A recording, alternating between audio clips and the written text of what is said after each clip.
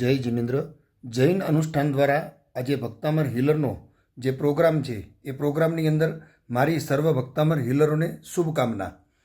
છેલ્લા ઘણા બધા વર્ષોથી નિકુંજભાઈ શેઠ અમદાવાદની અંદર અને સાથે સાથે સમગ્ર વિશ્વની અંદર ભક્તામર ગુંજન કરાવી રહ્યા છે.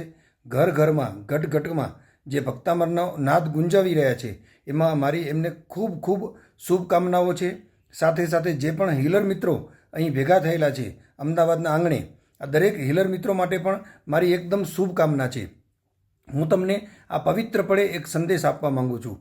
મિત્રો, વિશ્વ બહુ ફોરવર્ડ થઈ રહ્યું છે, બહુ જ અપડેટ થઈ રહ્યું છે અને આ યુગની અંદર આપણે પણ જો અપડેટ નહીં થઈએ અને નવું સંશોધન નહીં કરીએ તો લોકો આપણો પણ સ્વીકાર નહીં કરે.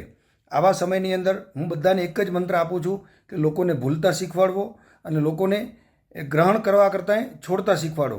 જેમ જેમ તમે ભૂલતા જશો અને જેમ જેમ તમે છોડતા જશો તમારી ઊંચાઈઓ એકદમ આગળ વધતી જશે.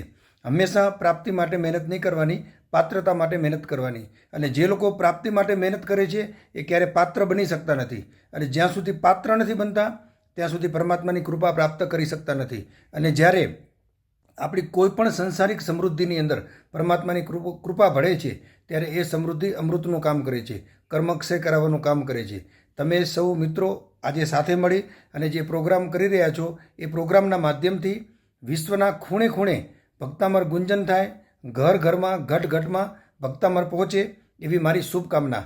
હું અહીં આફ્રિકા કન્ટ્રીમાં આવેલો છું, નાયરોબીમાં. આજે અમારો સરસ પ્રોગ્રામ છે અને એ પ્રોગ્રામની અંદર પણ હું તમારા માટે વિશેષ પ્રાર્થના કરીશ કે તમે બહુ જ આગળ વધો. કરે જે કામ નિષ્ઠાથી મહેનત તેની ફળે છે, નસીબને દોષ દેનારા જ્યાં ત્યાં આથડે છે. હંમેશા સંકલ્પપૂર્વક કરેલું કાર્ય 100% સફળતાને પ્રાપ્ત કરે છે. ઘણા બધા લોકો કર્મને દોષ આપે છે કે મારા ભાગ્યમાં જ નહોતું લખેલું, મારા કર્મમાં જ નહોતું લખેલું, તો કેવી રીતે થાય? મિત્રો, આપણે સૌ સાથે મળી આવો મિલકર હાથ મિલાએ, શાસન કેરી શાન બઢાએ. નાની ઉંમરમાં નિકુંજભાઈ જે કાર્ય કરી રહ્યા છે એ કાર્યને આપણે બધા જ સાથ આપીએ અને દરેક વ્યક્તિ નિકુંજભાઈ બને. દરેક વ્યક્તિની અંદર એ શક્તિનું પ્રાગટ્ય થાય. એક દીવામાંથી 108 દીવા પ્રગટે ત્યારે એ દીવો સાચો કહેવાય. મારા જીવનમાં કોઈ ગુરુજીએ દીવો પ્રગટાવેલો, એ જ દીવો મેં નિકુંજભાઈમાં પ્રગટાવ્યો. હવે નિકુંજભાઈ એ દીવા તમારામાં પ્રગટાવે છે. તો તમે પણ ઘર ઘરમાં ઘટ ઘટમાં ભક્તામર ગુંજન થાય, ભક્તામરનો દીવો પ્રગટે અને એક સમય એવો આવે કે વિશ્વની જેટલી પણ મોટી સંસ્થાઓ છે આ બધી જ સંસ્થાઓમાં જૈન અનુષ્ઠાનનું પણ એક નામ હોય અને શિરમોર હોય એવો તમે બધા જ સંકલ્પ કરજો અને સાથે મળી સૌ આગળ વધજો. જીવનની અંદર સંઘર્ષ એ એક એવી વસ્તુ છે કે જે દરેકના જીવનમાં આવતી જ હોય છે, પણ સંઘર્ષમાંથી શું પ્રાપ્ત કરવું અને એ પ્રાપ્ત કર્યા પછી એમાંથી શું સિદ્ધિ મેળવવી એ આપણા હાથમાં હોય છે. જ્યાં સુધી સંઘર્ષ નથી આવતો ને ત્યાં સુધી સિદ્ધિ મળતી નથી. તો અહીં આવેલા દરેક ભક્તામર હિલર મિત્રોને મારી ખાસ એક વાત કહેવાની છે કે આજથી એવો સંકલ્પ કરીને જજો કે તમારા પગલે બધા જ ચાલે, તમારે કોઈના પગલે ચાલવાનું નથી. આપણે ઇતિહાસ બનાવવાનો છે અને ઇતિહાસ ત્યારે જ બને છે કે જ્યારે પોતે વ્યક્તિ સ્વયં સંકલ્પ કરે.